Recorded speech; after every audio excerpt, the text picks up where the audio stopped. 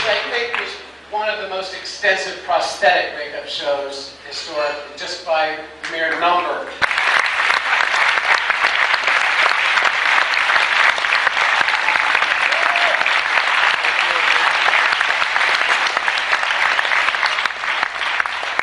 I'll take one question. It's a joke. God. Got like 2 minutes of information in it. Are you kidding? Okay. Who's got something? Kidding. It's a joke. Go. Huh. It's a good question. The question was, how did we come up with the complexion of the aliens for Alien Nation? Actually, we used various books of creatures in the characters from Alien Nation. Their head designs, basically, the textures and their design came from creatures these were actually fish formations, fish designs on their head. Okay. No. No. I was told to. Yes, guy in the back with your hand up there with the guy, person. A movie called No Name Norm. This is a planted question. I just introduced, and that's a plant. This man has been paid. I'll tell you a little about a No Name Norm if there are no other. There is a question here, and I'll end up with that because it's very dear to me. Yes. At the end of Predator 2, you had alien skull. Are there any plans for it? Yeah, it's in there, dude. Any plans for those skulls? No, I mean, the alien skull that was in Predator 2. Yes. Is there any plans to combine the two characters in the story, Predator and the alien? There is in a comic book. Whether there will be a film combination of Aliens and Predator, I don't know. It's possible. At this time, I haven't heard of it. Hollywood, it's possible. Yes. Will there be a Pumpkinhead sequel? Will there be a Pumpkinhead sequel?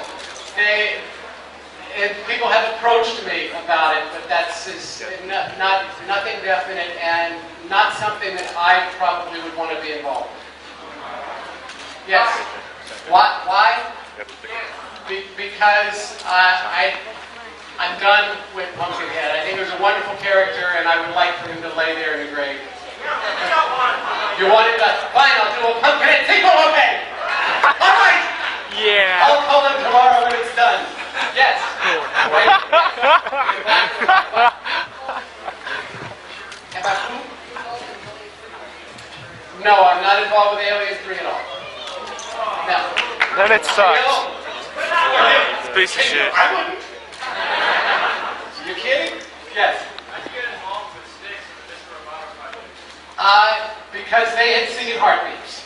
And Dennis DeYoung contacted me and wanted to know if I would, consider designing Mr. Roboto for them because they had seen, as I said, Heartbeats. They had also seen The Wiz, and that was the kind of feeling they were looking for.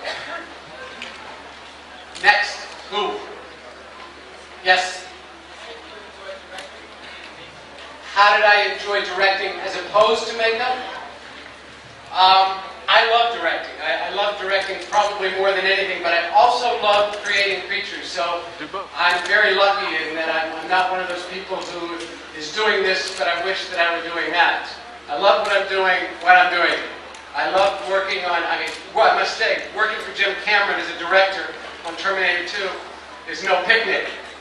But when you see what happens, what's come from it, it's worthwhile. But I would say, honestly, I love nothing more than directing. Fortunately, I've sort of made a commitment, and I will say this to you. People have said, what about directing things that don't have to do with the creatures? And I won't do that. So I don't want to stay away from bringing new fantasy characters to the audiences.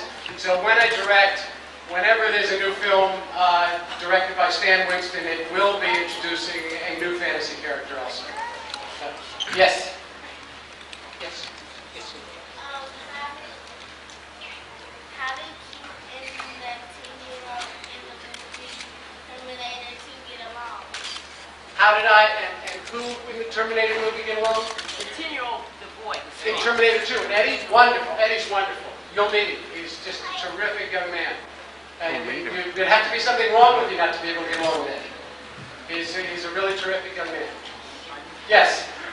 Are there any health problems that you face working with the material? Yes. Absolutely. There.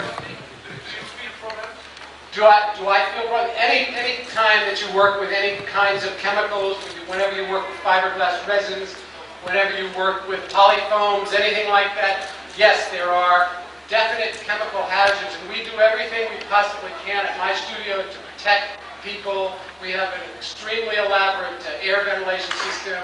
Everyone must wear chemical masks when they work with it. And unfortunately, a lot of people who don't understand the risks of working with chemicals like this, who want to do it at their home or by themselves or in their garage.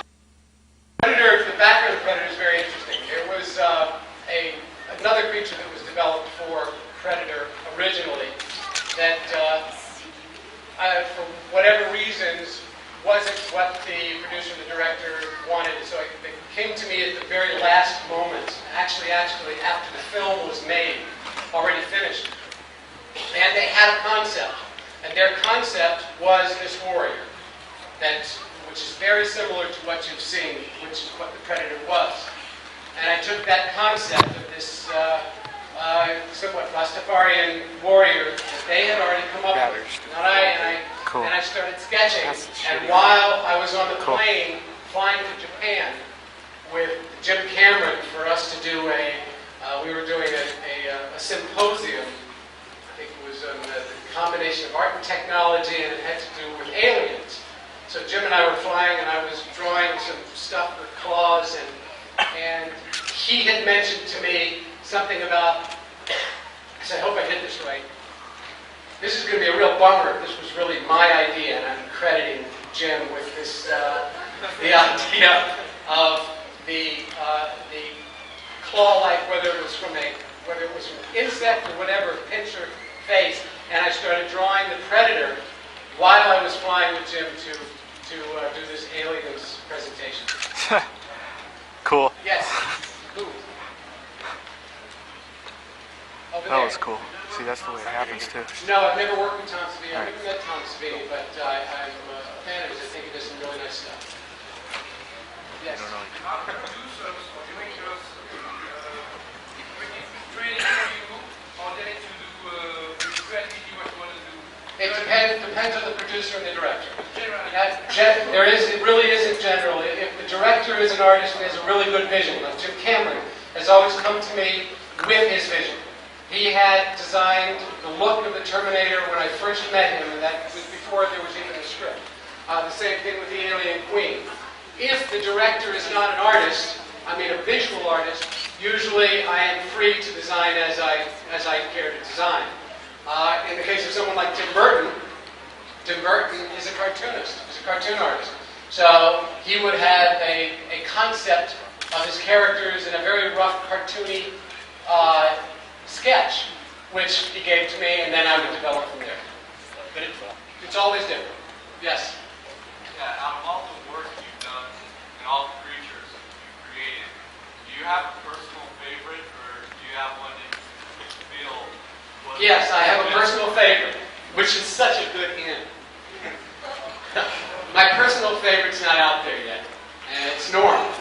And I'm looking for it. He's before Norm, I would say there were three favorites. It was the Terminator, the Predator, and the Alien Queen. Those have been two out of three of those. It's interesting how you stay in a family. 2 out of 3 of those have been Jim Cameron films. 2 out of 3 of those have been Arnold Schwarzenegger films. So it's always, out of those 3, it's always been Stan Winston and Jim Cameron and Arnold Schwarzenegger, which is so fun. Next was, and the one that's coming out is a gnome named Norm, who is in fact a gnome. And unfortunately, I can't talk to you about him technically because there's nothing technical to talk about. He's a real live gnome, and he comes from underground. And it's the first time I've seen a fantasy character that